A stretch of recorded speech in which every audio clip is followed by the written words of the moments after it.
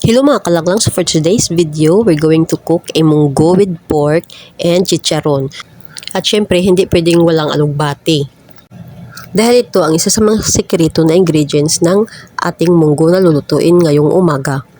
At syempre, ang magluluto ay walang iba kundi yung mabait kong asawa.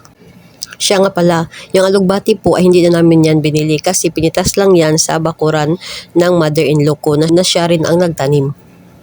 At syempre, huwag kalimutan na hugasan ng mabuti yung alugbati at saka yung karne na panakot sa munggo. At ito na nga yung isa sa mga sekreto sa ating espesyal na munggo na lulutuin dahil meron tayong ihalo na chicharon.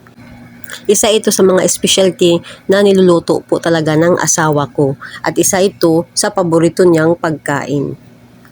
At kapag usaping munggo, syempre, hindi mawawala po talaga yung chicharon na yan. Panakot pa lang, nakakapanabik na.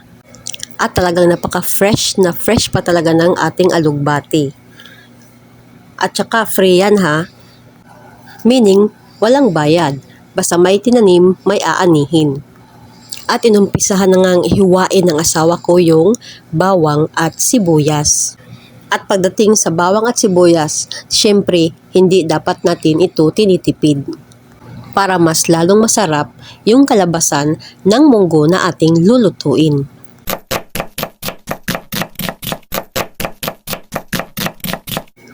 Habang naghihiwa ng sibuyas at bawang ay dapat nagpapakulo na tayo ng munggo. Kunting silip ulit sa mga panakot natin sa ating munggo. At inumpisahan na ngang lagyan ng asawa ko ng oil ang kawali. At inuna na ngang inilagay ang karne.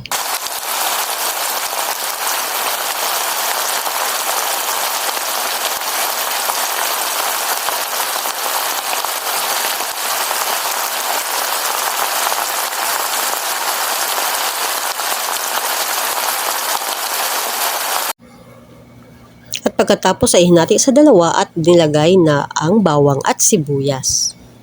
At sinunod na ngang nilagay yung paminta, patis, bitsin, at saka nor pork cubes na isa sa pampasarap.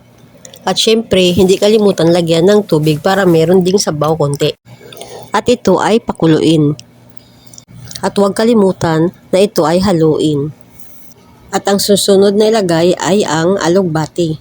At ayan na nga, malapit na maluto ang munggo natin. At parang luto na nga ito. At ito na nga si ako. Ang masasabi ko lang ay success at masarap ang munggo natin for today's video.